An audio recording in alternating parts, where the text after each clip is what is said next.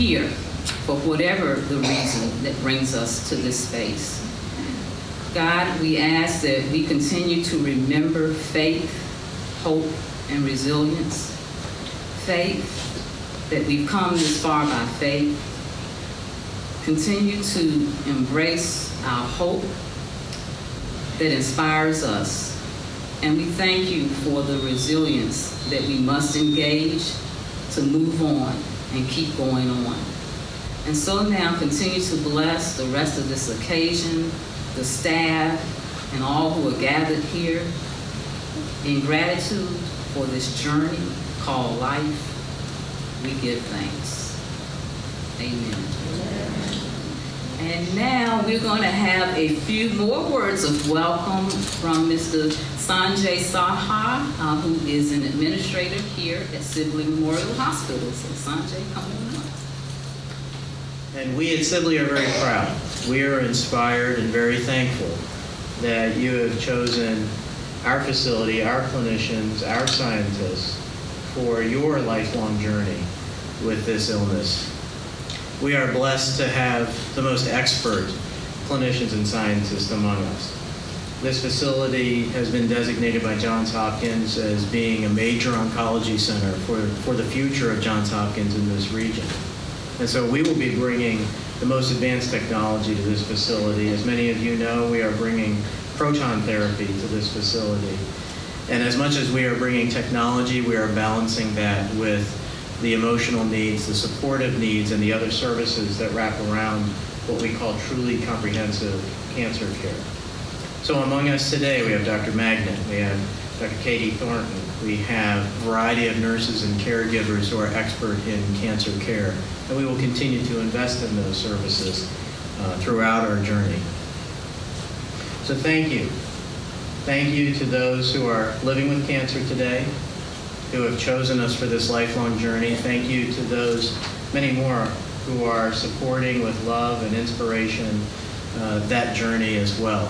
And please know that Sibley will be there for you, always, with events like this and other supportive measures to be your home for cancer care. Thank you.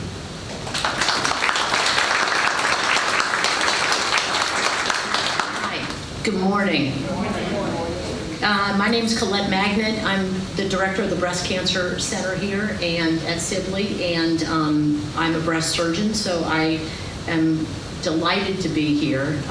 The last time I was at a survivorship day that we had, I was going to a Jamaican tea later with the ladies of Jamaica who were all wearing hats, and I didn't have a hat, so we had a face painter there. I had her paint my face with the Jamaican flag. Not well received among that kind of British group, you know. But welcome to all the survivors, caregivers, and families. I don't want to say too much because Arch Campbell is much funnier than I am, without a doubt. And so I understand that Arch Campbell is a survivor, but just like all of you survivors, he's so much more. We would like to claim him as a native Washingtonian because he's been here so long, but I understand he's actually from Texas, of all places. He was raised in San Antonio. He went to University of Texas, Austin, UT Austin. I think it's some like hook 'em horns thing. He had his undergraduate degree was in film, TV, radio, and he got a master's in journalism. And he's been here since the 1970s. He worked at WRC TV for 32 years, and then since then has worked at ABC 7, WJLA since 2007. He has a show, and it's called The Arch Campbell Show, and I'm going to have to start watching it. That's all there is to it. And he's not just a great film critic, entertainment critic, but a very funny man as well. And one of the things I was going to say about him was that, now we have, Netflix and Rotten Tomatoes, but growing up here in this area like I did, it was all about, what do you want to do tonight? I don't know. Should we see a movie? Yeah, what movie? I don't know. What does Arch say? So anyway, without further ado, I'm just going to introduce Arch Campbell.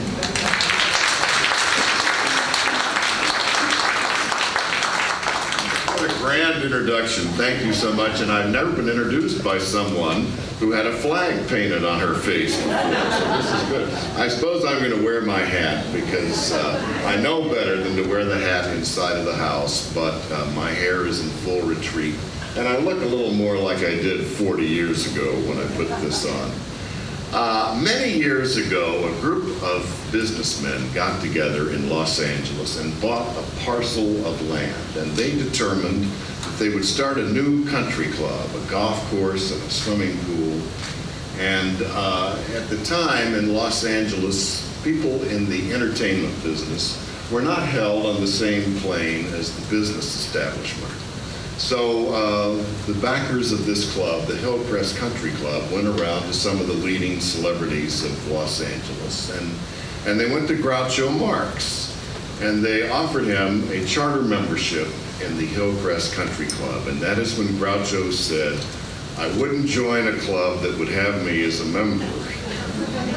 And I kind of feel that way about being a member of the Survivors Club, except I'm glad to be a member. I'm a little shaky on what it took to get here. We are all survivors, and I'm glad to see this group of beaming faces. I have a lot of numbers in my life. I have 4 and 7 and 8, but my favorite number is 9, because 9 years ago, I went in for a colonoscopy, and when I came out, they said, we're going to perform surgery on you next week. And when they did the surgery here at Sibley, they took out a stage 3 colon cancer tumor. And I went through 6 months of chemotherapy. And one of the turning points at the end, I was back in the Channel 4 newsroom, and someone shouted across the room, "Oh my God, you look good."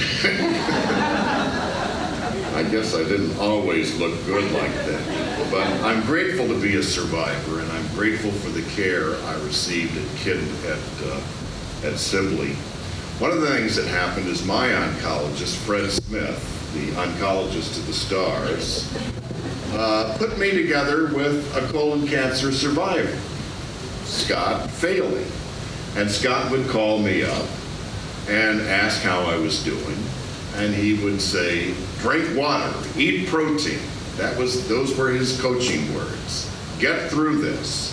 And then they started putting me together with people going through chemotherapy. It was the best therapy I ever had. I met so many interesting people. I met one woman in her 80s who elected to have colon cancer surgery and elected to have 6 months of chemotherapy. And I told my wife, Gina, I said, "I've got a new girlfriend now. She's 80 years old." And she was a delightful woman. And I said, "Why are you doing this?" She says, "Well, I want to live to be 90. And that kind of optimism, I really found great strength from. Fred told me, as I started my treatment, to beware of people with good intentions. People will say the most outrageous things to you, trying to help. I won't tell you what I heard, but I just got to where I put my hand up and say, "Don't tell me. I'm going through this. I'm doing my own thing here. Please." And I could do it with a smile, and people are trying to help, but sometimes they don't know what they're saying. I just saw a movie yesterday, The Fault in Our Stars, which I highly recommend to you, based on a young adult novel. A young girl of 16 has stage 4 thyroid cancer, and she meets a young boy at a support group of 18 who has lost his leg to cancer. And they do the most optimistic thing you can do. They fall in love. In fact, one of the lines of the movie is, "Love is the greatest gift, and it's the most optimistic thing you can do." Their relationship deepens and turns when they take a trip to Amsterdam and go through Anne Frank's house. And they quote a lot of Anne Frank's writing on the value of hope. And I recommend it to you because it is without sentiment, and you come out extremely hopeful. So let's see, how am I going to wrap this up? What did I write here? I know I had a big finish somewhere. Every time I come back to Sibley, part of my treatment is to go up to 6 West and to find Nurse Filler. And she's here somewhere. There she is.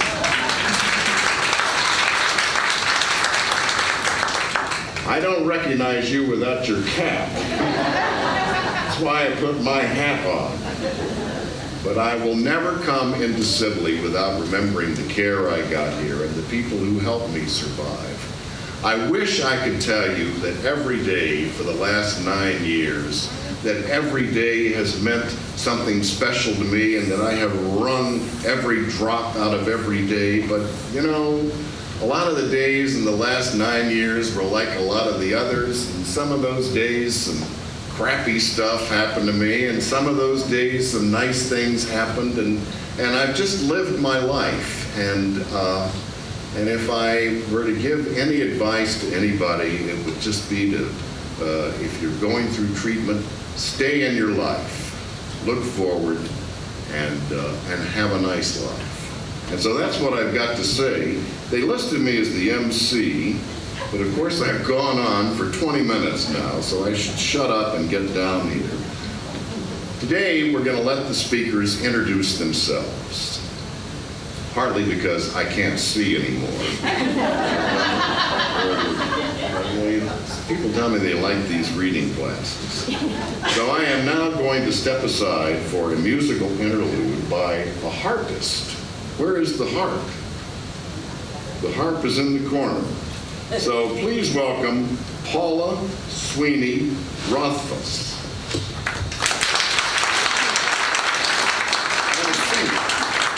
Who is not a harpist at all, but I am I'm a singer, actress, mother, daughter, wife, friend, sister, and 22 years ago, when I was living in Manhattan as that actress and with a 2-year-old son and an alcoholic for a husband,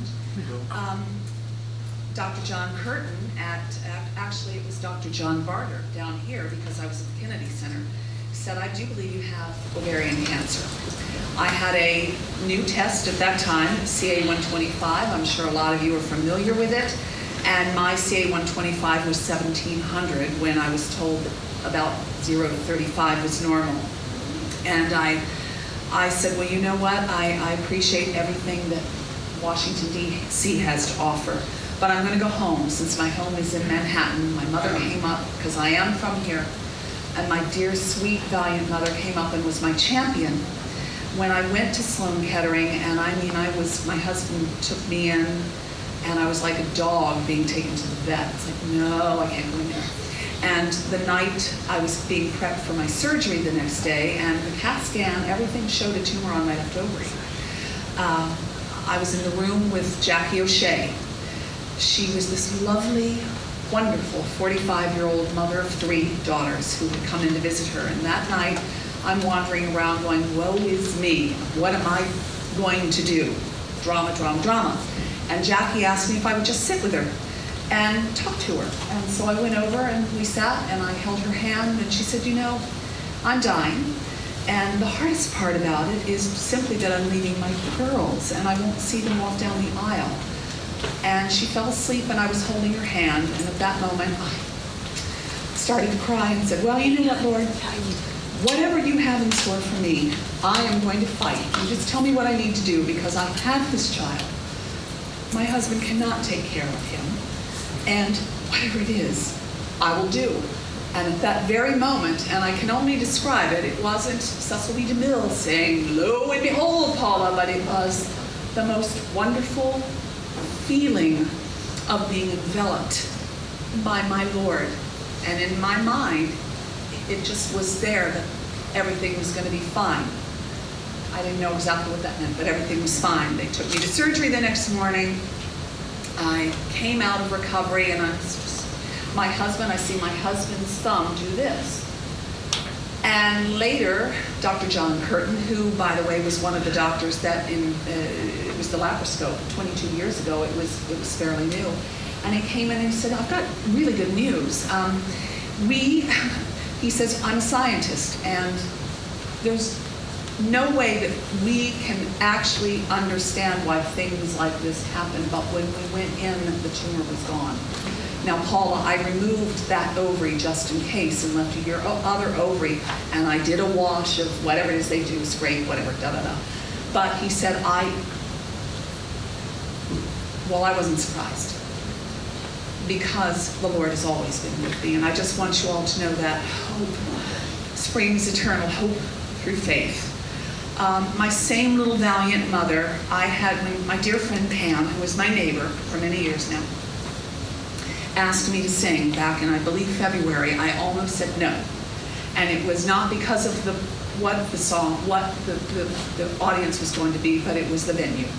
My mother had surgery in this very hospital, and she did subsequently die of breast cancer. But it was her own choice not to seek any kind of treatment because she was frail from heart disease. But we took her home, and it was the most wonderful blessing of the final year and a half of her life, of being able to be with her every day. And what a setup. I get to follow a funny guy and an incredibly spoken sung prayer. I'm Jan Cope, and I'm the vicar of Washington National Cathedral, and it's such a humbling privilege to be with you this morning and to speak a bit about a subject that all of us share. And I understand some people are probably watching in their hospital rooms, and so know that you are very much in my heart and in my prayers as well. Just out of curiosity, how many of you present today are survivors or have family members who are survivors? Hope you all look around. You are in very good company. And what I wanted to do this morning was to tell you just a little bit about my story and reflect a bit on our theme of the day of faith and resilience and hope. And my story, as it relates to this topic of being a survivor, goes back to October 31st, 2002, when I received a call from my gynecologist that my biopsy had come back malignant and that I had breast cancer. It didn't escape me that the irony of receiving such news on Halloween, trick or treat, and I knew on which side of the equation I now fell. But this was 12 years ago, and I was 46. No one in my family had had breast cancer, and I was so woefully ignorant. I mean, I thought old people got breast cancer, and of course at 46 I was not old by a long stretch of the imagination, at least in my own mind. And probably like many of you, my world turned upside down just with that one phone call. And all of a sudden, someone who'd had maybe 3 doctors in her life, you know, the gynecologist, an ophthalmologist, and an internist, now had tripled my Rolodex with sort of one phone call. And you start to inhabit a whole new world in vocabulary. A radiation oncologist, an oncologist, a sentinel node biopsy, what is that? Hormone receptors, and this whole new landscape that was new to me, and sort of a new land and a new language and a geography to navigate, and feeling like everything in your life, if you had imagined you had it somewhat under control, was now totally out of control. Totally out of control. And you're navigating in a foreign language in a foreign land. And I see some nodding heads and perhaps have some resonance with some of you. And my husband was as terrified as I am. What I didn't realize until after the fact is he was much more terrified than I. And my husband, being a good lawyer, decided that I needed to get a second opinion. And of course, where would I go but Johns Hopkins? Now, isn't it nice that you all have married one another and it's all together in one place? So I dutifully made an appointment with the head of the breast center at Johns Hopkins, and he reviewed my charts, asked me who my doctors were, and said, "Why would you come to Hopkins? You've got the A team at Sibley." And Sibley was in my backyard, and so I stand here today alive because of the care and the treatment that I received at this great hospital. I was very, very fortunate in that my cancer was caught early and was able to be treated with surgery and radiation. But I'll tell you a little bit more about that later as I sort of walk through this. And what I'd like to do is take these themes one at a time, starting with faith. Faith, as you probably know, comes from the Latin fidere, to trust. And if ever there's a time in your life when you are called upon to trust, it's when you receive a diagnosis like that and literally put your life in someone else's, in someone else's hands. And if you're like me, even though I'm a priest, faith is something that can be a little bit elusive. It kind of ebbs and flows. Sometimes we're feeling very steady in our faith, and sometimes maybe not so much. And as I was reflecting on the nature of faith, I was reminded of writer Kathleen Norris talking about her experience with faith in her book called Amazing Grace. And she says the following: "Faith is still a surprise to me, as I lived without it for so long. Now I believe that it was merely dormant in the years I was not conscious of its presence. And I've become better at trusting that it's there even when I can't feel it or when God seems absent from the world. No small part of my religious conversion has been coming to know that faith is best thought of as a verb, not a thing that you either have or you don't.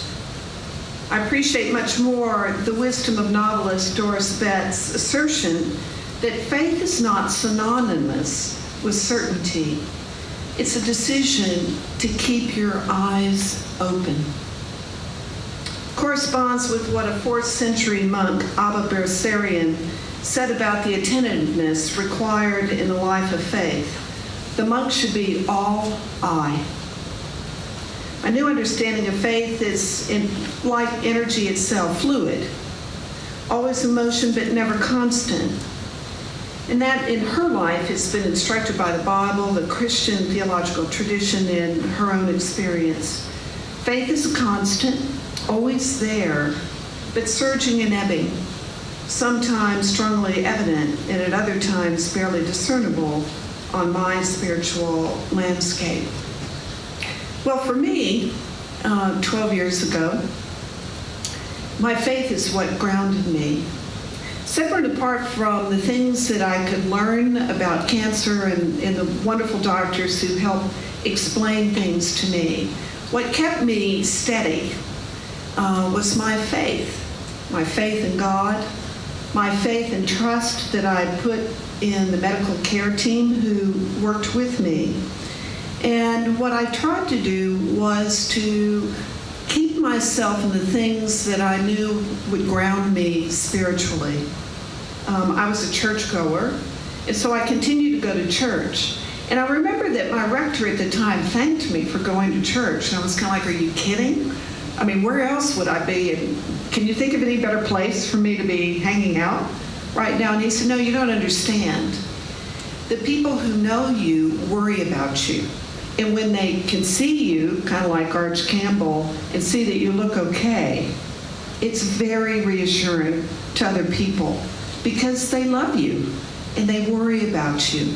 And if you are there and present and sort of looking normal, whatever that is, That's very reassuring, and it's a powerful witness to others. During the time when I was receiving radiation treatment, those of you who have been through that, you know that at least through the first X number of weeks, you get 2 different doses of radiation each time you're in. And I can remember looking up at that fake stained glass window in the radiation room. I'm sure a lot of you have it memorized in your mind's eye. Really lovely. But after that, lead doors shut, and you're in there looking up. The way that I sort of got through those pieces was first dose, Lord's Prayer, prayed over and over and over. Second dose, 23rd Psalm, prayed over and over and over. And I felt surrounded, even by the funky stained glass thing in the ceiling. I was as peaceful as one can be in that. The other thing that was really important to me was to stay close to people whose faith would strengthen my own. And Arch made a good point about people who will come up with lots of helpful things that aren't quite so helpful. And you choose your company well. I remember, you didn't tell a story, but I will. I can remember a friend of mine who was, sort of very nervous and not knowing what to say to me. And it was about the time that I was going to start radiation treatment. And she said, I had a neighbor who went through this and had radiation. It was awful for her. She had X, Y, and Z. She was nauseous and blah, blah, blah. And I was like, Shirley, I love you. If you have a neighbor who had a great experience with radiation, tell me that one. And she was like so flustered. And I said, it's okay. It's really okay. But people just fall over themselves because they don't know what to say. You are this, cancer person, and they want to be helpful, but protect yourself. Know who is going to give you energy and positive things and a hopeful outlook, and sort of sidestep the folks who want to tell you the worst stories they ever heard about people going through what you're going through. Another thing that buoyed me was people want to help, but they don't know what to do. And it's helpful to have something for them to do because that sort of helps direct them and their energy. And part of what really sustained me at the time were the countless cards that I got from people who told me they were praying for me. People I didn't even know. People, this person knew this person and had their whole church prayer group praying for me from Oshkosh. It really was so incredibly humbling. And in that time, particularly when I found my faith sometimes waning, to be buoyed and strengthened by the faith of others. So, it was important to me to open myself to receive. And that's a piece that I think sometimes is a little harder for us to do.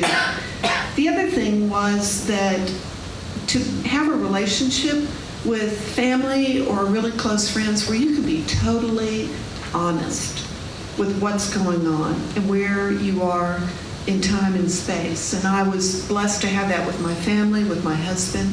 What I didn't realize until after the fact was he kept mentioning to me, wouldn't you like to be, they keep talking at Sibley about a support group. Wouldn't you like to be in a support group? And I'd go, no, I don't.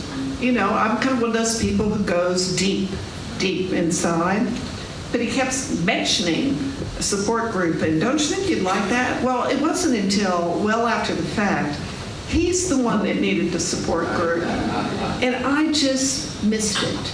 I totally missed it. I was so sort of wrapped up in my own thing and keeping myself in a good place that I didn't see that piece. So I would also say just watch those around you because they may need something different than you do. Resilience.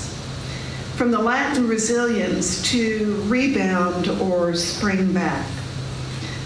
I was reminded of a wonderful story of springing back by Arch's wife, Gina, Arch is a friend of mine, which you may have picked up. We are both Texans. We have much in common.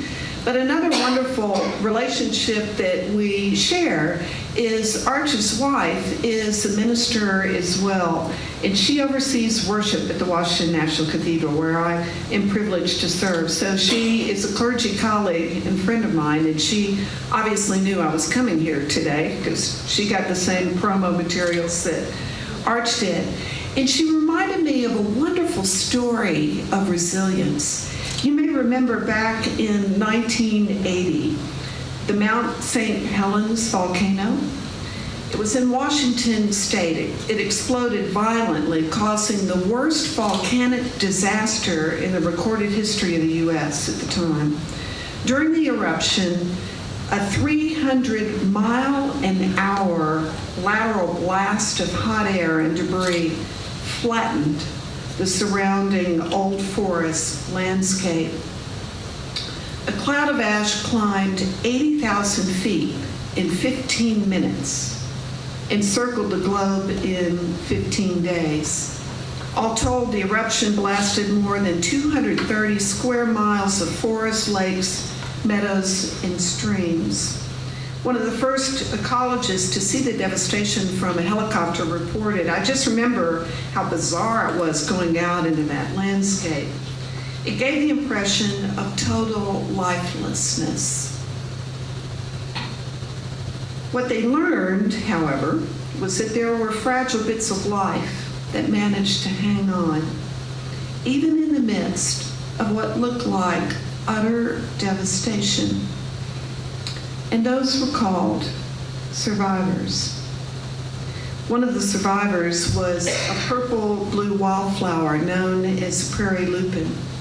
Experts said that recovery would take 100 years after that volcano, but within months, the shoots of the lupin circling the surrounding, surviving lupin extended out 2 feet. Within 5 years, 24,000 lupin. Within 10 years, 164,000 lupin. And as Gina put it to me, green and good and lively things can come from ashes. And as I was thinking about the resilience, when you get such devastating news and you feel like your landscape may look a little lifeless, hold on to that fragile shoot of life that lives and abides within you, and trust that it too will spread and grow and bring good and green and lively things back to your life. My resilience was grounded in doing the many normal things that were a part of my pre-cancer life as possible. You know, so much of it is out of your control. And as someone who people, lovingly might call, control freak, doing normal stuff was really important to me. Taking my early morning run or walks when I had the energy and the time to do it. Keeping up with my professional work. And I was blessed. I did not go through chemotherapy. So let me be really clear about that. I felt pretty good going through all of my treatment, and I was really fortunate. And I know that's the case. I had wanted to take a seminary class on the Bible, and like a crazy person, I signed up for it during the time when I knew I was getting radiation treatment. But there was something about that was, me being stubborn and resilient and doing something sort of normal that would kind of stretch me in a different way. I continued to see friends. I went out to dinner, not the one who told me the bad stories about radiation, but other people. In short, I kept busy. I wouldn't let myself just dwell on the stuff that I had no control over. I tried to spend my time focused and deepened in the things that I could. And then as I passed through each phase of surgery or whatever, I would celebrate when that piece was over and I went into the next phase. It was sort of a victory lap for this before I moved on to the next thing. And I planned for what I would do once it was all over. Sort of forward-looking, future-looking, and Arch talked about that as well. Which leads us into hope, which comes from the Old English hopian, wish, expect, look forward to something. As Mary Oliver, the wonderful poet, has put it, tell me, what is it you plan to do with your one wild and precious life? And that's where I tried to keep my focus with what was God calling me to do with my one wild and precious life. And that's really my call story to ministry. When I was receiving, I already told you I was someone who hung out in church, so that was not new, and continued to go to church. But when I was receiving radiation treatment, and all of you who have will know, you basically are sitting in a hospital gown in a waiting room with other people in their hospital gowns, waiting for your 15 minutes. And you tend to have the same person scheduled before you and the same person scheduled after you, depending on where in the 6-week cycle you land. And, I went there with my book. I was in class, so, I'm busy reading as I was waiting for my turn. And people started to get up from across the waiting room and come and sit next to me. And it was just so weird. I mean, I didn't know these people. I was not sitting there with, would-be priest is in 5 cents. I was not wearing any kind of sandwich board that said, come talk to me. But it happened over and over and over again in a way that I couldn't ignore it. And people would just come to me and start to open up and share their fears and look for words of hope and encouragement. And I started praying to God, what is that? What's that about? And I remember one day, what finally made me realize that God was reaching out to me in a pretty odd way, sitting there in my hospital gown, was a couple came in, and it was clear that this gentleman had been through everything. He was brought in a wheelchair. His wife was there, and he looked like he'd been through everything. I mean, you know the look. And she came up to me. Again, I'm sitting there reading my book. And she looked at me, and she said, does it hurt? And I knew that she just couldn't bear the thought of her husband going through one more painful thing. And I looked her straight in the eye and I said, no. And the people here are wonderful. And they will take good care of your husband. It's like an extended x-ray. And I just saw the relief drain out of her body. And that was enough of a tipping point, if you will, that I knew that God was trying to tell me something, and I was trying so hard to listen. And so when I finished my radiation treatment, and I should say, this section being called Hope, that one of my 2 technicians was named Hope. I mean, how much better does it get than that? Some of you may have had Hope, who was part of your treatment as well. I mean, hello, God. And so after I finished my treatment, I went on silent retreat, and I began really praying hard. And I heard, and not audible like, out of the clouds or whatever, but I sensed in my spirit that God was saying, I have more for you to do. Me being a little irreverent, I was like, okay, well, that's good to know. Could you be a little more specific? More covers a broad swath. And I continued to pray and sensed that God was calling me to ordain ministry It was not something I'd contemplated since I was this high. It kind of came out of the blue, and I'm like, really? And so obviously I went through the process. Another piece that ties to Sibley is that when I was in seminary, part of my training was to do clinical pastoral education. And I did that at Sibley.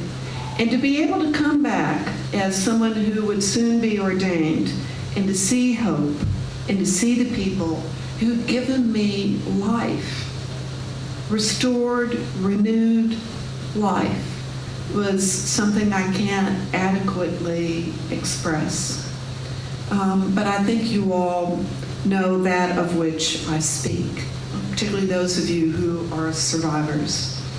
And it is because of that journey that my call really came out of the radiation waiting area to ordained ministry. Don't think God has a great sense of humor in all of that.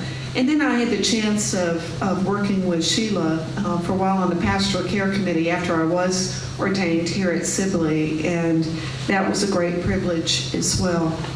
One last story, which is a personal one and also something that I held tight to as I went through the process. My paternal grandfather was a really good Methodist, a Gideon Bible Methodist. And he took his Bible seriously. And after my grandfather died, I ended up with his Bible.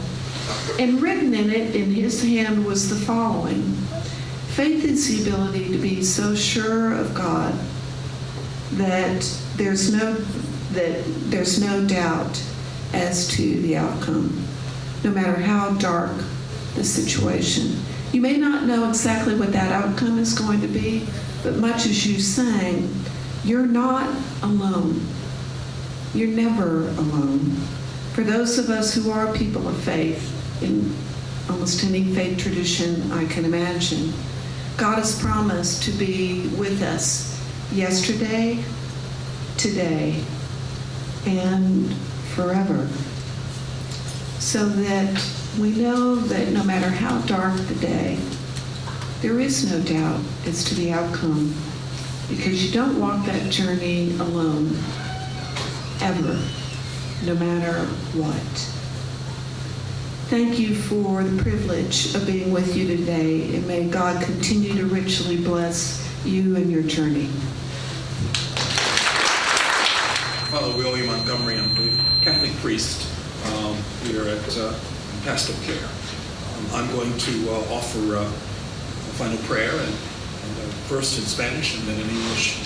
So I just would ask you just to be attentive as you have been through this great, very prayerful experience of honoring as well as recalling for you your experience for so many of you personally as survivors, and as well as for those who are closest to you. So I'll do the prayer first in Spanish and then in English.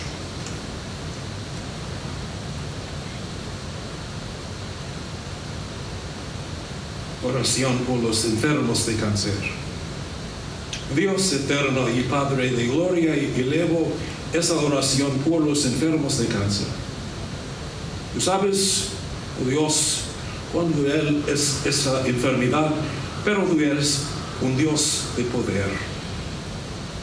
En este momento, querido Señor y Padre nuestro, estamos rezando por la cura del cáncer.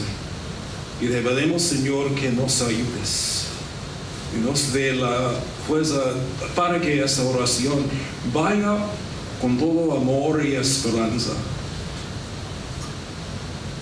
para ayudar a todas las personas que se encuentran con este mal y para que se aleje de los que no lo tenemos. Te lo pedimos, Señor, con todo el amor y que tú deseas siempre para todos nosotros. Amen. Let's prayer in English. Eternal God and Creator of glory, we make this prayer for those who are sick with cancer, as well as for those who have survived cancer. You know, oh God, how cruel this disease is. But you are a God of power. At this moment, dear Lord and our Father, we pray for the cure of cancer. Give us strength and inspiration so that we can help others to love and hope as they experience this terrible illness. Inspire, encourage someone and dedicated individuals to find a cure for cancer. We ask this, O God, because we believe that your love endures forever. Amen. I was told to tell you that Robin will give you the final instructions. For those of you that I haven't met personally, I am Chaplain Robin Walker, one of the staff chaplains here at Sibley. It is our honor, as always, to have you with us. Now here is the fun part, right? This is the part I'm waiting for. We're going to go downstairs, but before you go downstairs, we invite you to sign the healing wall. There are some pillows over there that were donated, and I don't want to pack that stuff up. All right? So if you would grab a pillow, sign the healing wall. We'll keep it up in the chapel for a little bit, but I'll meet you downstairs. For those that need help, we have people to help you get downstairs. We have elevators. You just take the elevators down to the ground floor. We have a wonderful brunch with all kinds of things. So we have stuff for vegetarians. We have stuff for everybody. And I even have more candy bars left. So you have to meet me downstairs, okay? See you then. Which I suspect is on the spot.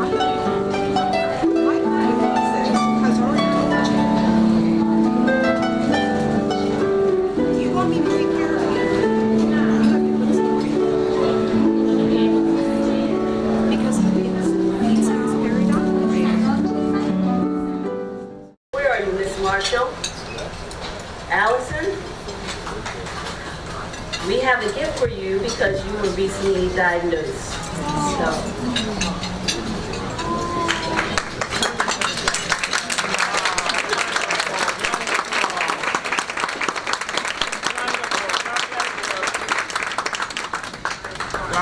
Here.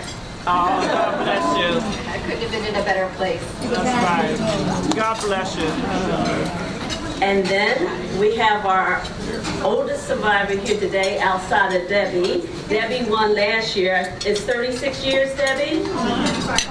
35 years this year, and you had your treatment here at Sibley, right? I had the initial diagnosis. And surgery, and then Thank you very much. She won last year. This year is going to go to Mr. Edward Ford, 20 years, 20 plus years.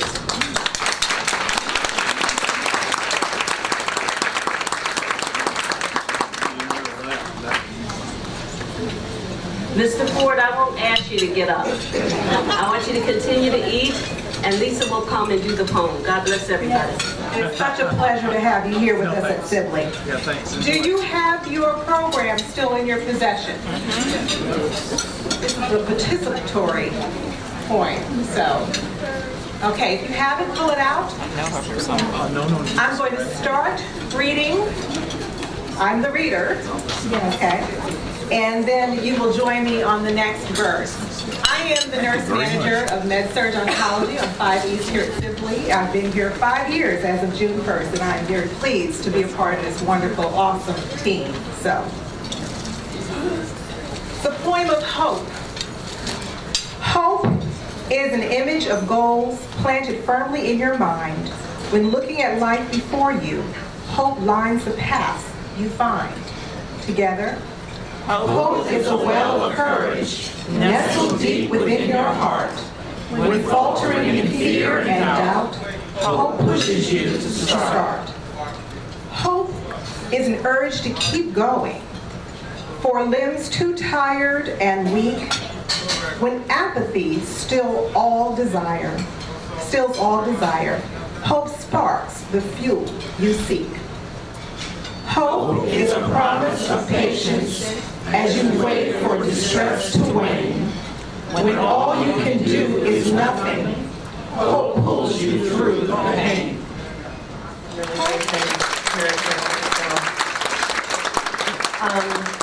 No topic should be tackled without first defining it.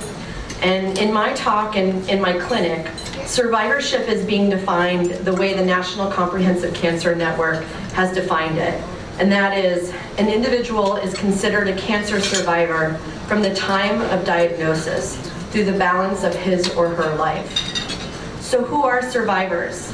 The young mother recently finished with chemo following lumpectomy for her early stage breast cancer is a survivor. The older tax attorney undergoing his third operation for recurrent metastatic colorectal cancer is a survivor. The young artist with metastatic soft tissue sarcoma, which has progressed through all lines of therapy and is deciding whether or not to enter hospice, is a survivor. They are living and they are surviving.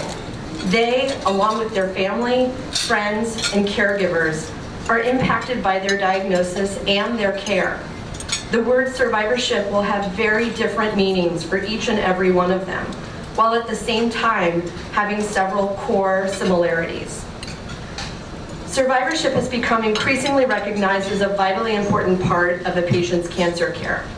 For the first time in 2013, the NCCN created guidelines to help oncologists tackle some of the issues paramount to a patient's well-being.